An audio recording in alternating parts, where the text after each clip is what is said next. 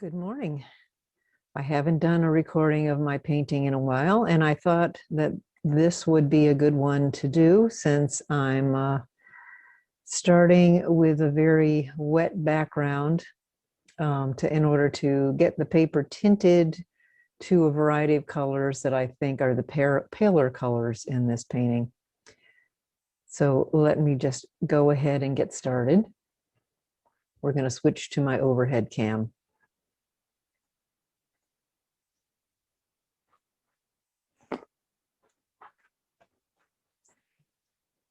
So at this point, I have wet my paints, but I haven't actually kind of diluted them into the water. So I'm going to do a little bit of that.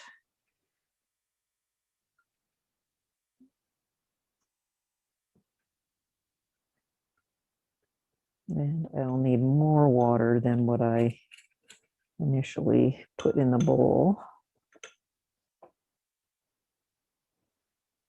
So today I'm using that with Cerulean Blue. This one has actually got two paints in it. It's got a small amount of quinacridone gold that was left over in this cup from a previous painting, but I also primarily want to use raw sienna this time in my background because I want to have a granulating color. You know, of the four paints that I have out here, this is the only granulating one.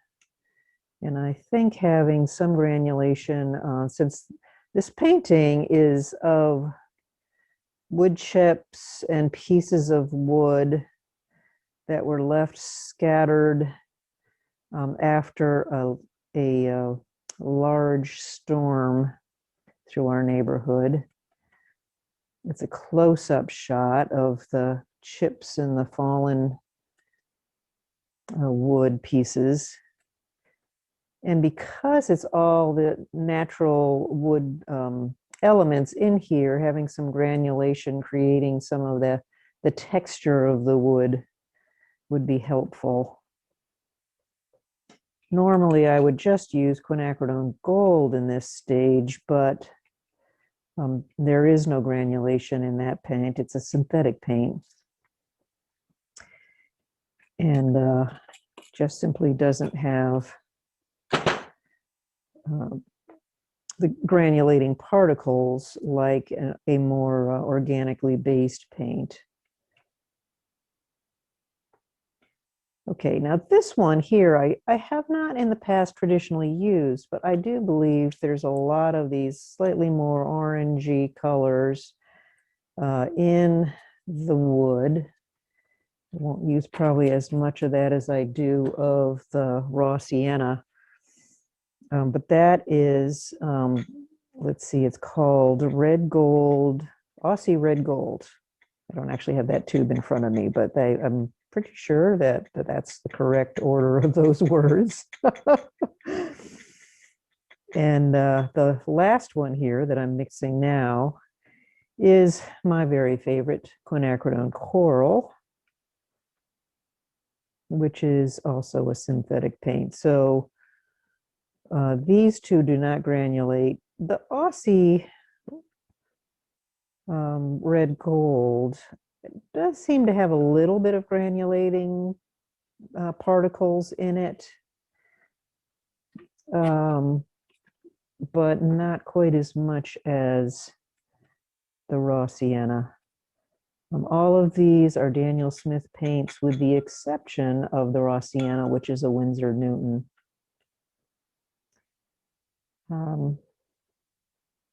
I happen to like the Windsor Newton raw sienna a little bit more, and I don't even, you know, it's been such a long time since I have used the Daniel Smith raw sienna. I don't recall now why it was I liked it more. I think it was a paler color, but you know, it has been a while since I've tested, so I can't say for sure. Now I'm going to start by wetting my paper because I'm really looking to have the paint running and mixing on its own. And so I want the paper quite wet. I'm not wetting the back of the paper. I've already got the paper taped down on my board. And I know a lot of artists who do wet their paper first on the back because it retains the moisture for longer.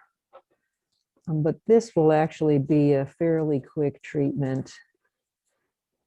And, you know, I know some of you who have watched my painting know that I often don't brush the water after I spray it on because I want to have little rivulets of water running down my page.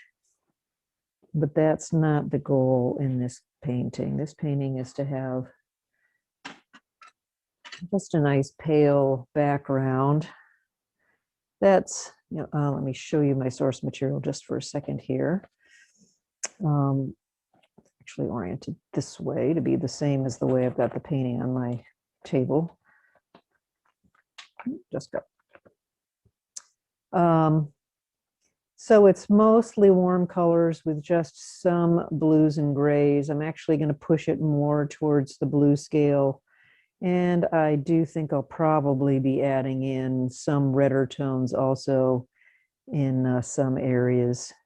But that roughly is what we're after. And when the quinacridone coral and the blue mix, I'll be able to get a lot of really beautiful lavendery colors too, which there's a lot of actually in this painting. Now, even though I have fairly dilute paint, we're looking for a pretty pale application. Now, I have my board a little flatter than when I normally do this process, so I'm going to have to actually manually move the paint a little more than letting it just run down the page. And I do want to have some color blending going on, so I need to add some of the quin coral up here as well. You don't want it totally blended because I want to have a little of each. And also I want to try out, so that's interesting. So this is the Ausie red gold.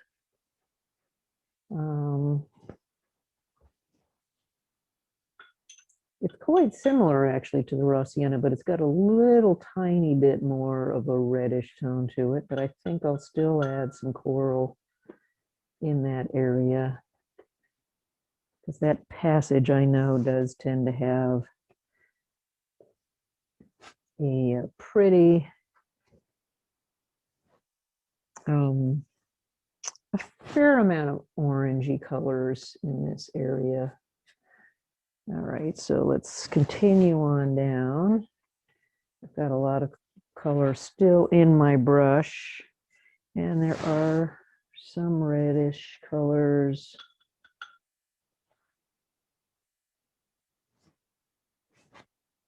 In here. Now I'm trying to stay somewhat initially here, somewhat away from where I want the blues.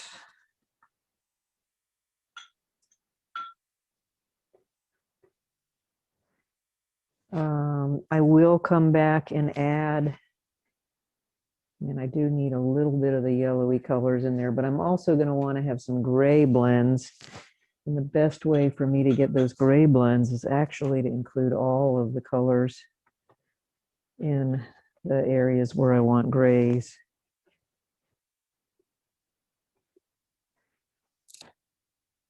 And down towards the bottom, there's a lot of really nice lavendery colors. So let me bring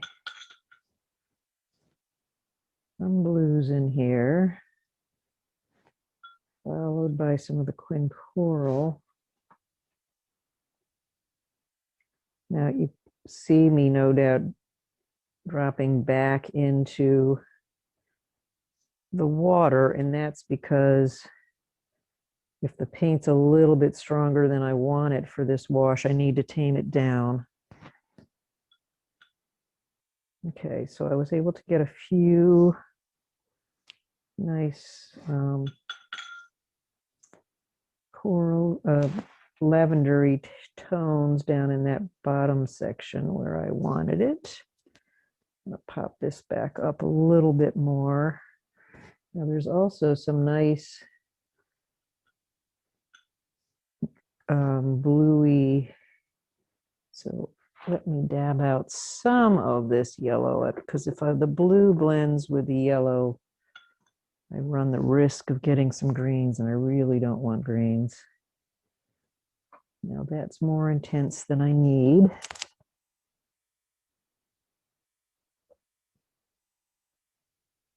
Fill that out a little bit, maybe add just a tiniest bit of coral, just for a little variety in there.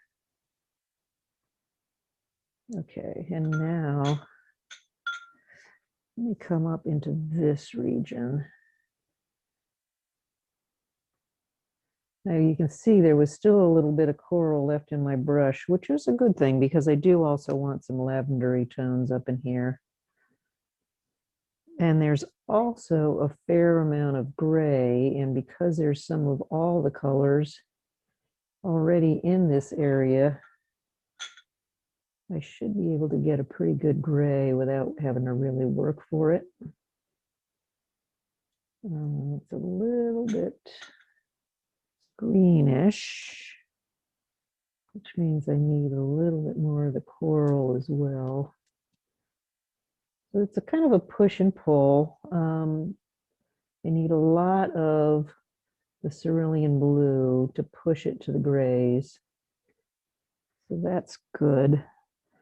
And that's that area's got quite a bit gray in it, and as does this area down here. Now let's see, it's gone a little brownish. Put a little more blue in there. And let's see, also coming across here. And there's actually some of this kind of color up into here. So push a little more blue. Remove a little of the yellow. While it's wet, I can lift the yellow pretty well, but once it gets dry, these are kind of staining colors. And I won't be able to do that so well. I add just a tad of the pink in there, or the coral rather, and a little more blue to get some lavenders.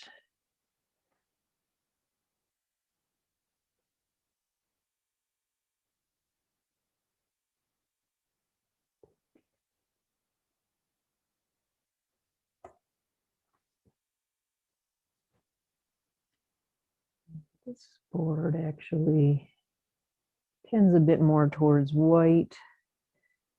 Now, what I didn't explain was before I started adding paint, I did apply some permanent mask, which will remain on the paper, so that's the word permanent, which is a blend of a gesso and a fluid acrylic medium. And that blend will still accept watercolor paper, I think, because of the gesso content. I mean, watercolor pigment, so I am painting in watercolor. And let's see a few more areas up here that would benefit to have a little blue in them.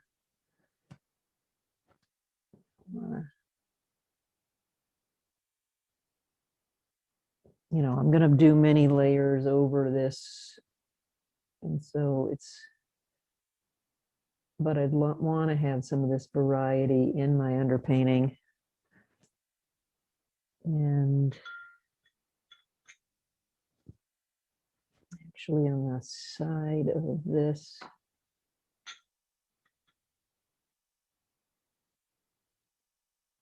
piece that's in shadow. Don't want it really quite that dark, but there's also, so I'm using, by the way, a fairly inexpensive brush from the hardware store for applying my paint, which is why it's kind of, it splays kind of irregularly. And okay, but I don't want to lose the fact that there are still some yellowy stripes. So I'll put a little of each in there. So we got some gray, we got some yellow. Just a tiniest touch also of the coral.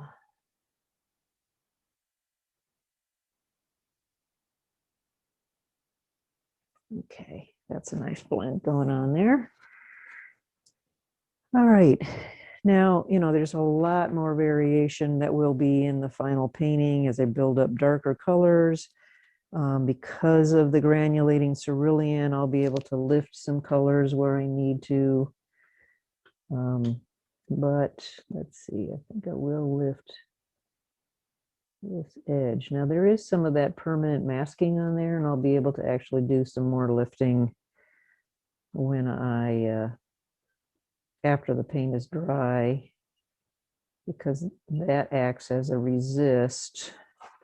It will still take paint, which I want, but it will be in lighter tones. So I think that's most of what I need here. Let's see, maybe I can, I still want a little bit more goldeny color there on the edge.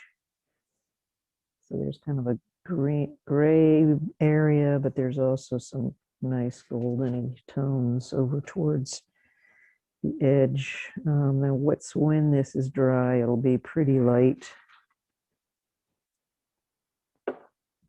All right, so that's it for this morning. I do think I'm going to come back. Actually, let me tip the paper a little bit just in case. No, I don't see any portions that are super wet that I need to kind of blend out and get rid of excess water in. So that was what that was all about, was checking to see if I had water management issues I needed to take care of. This space and the space above the camera, in case you're seeing the board move and you're not seeing anything in the camera, there is space below the bottom of the painting and above the top of the painting of just excess watercolor paper. And I'm also dabbing that to dry so that no water will flow back into the painting and cause blossoms along the edge that I don't want.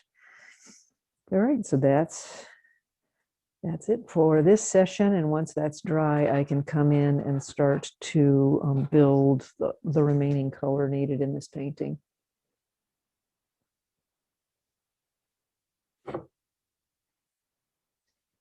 So with that, I'm going to say goodbye and hope you enjoyed this short video.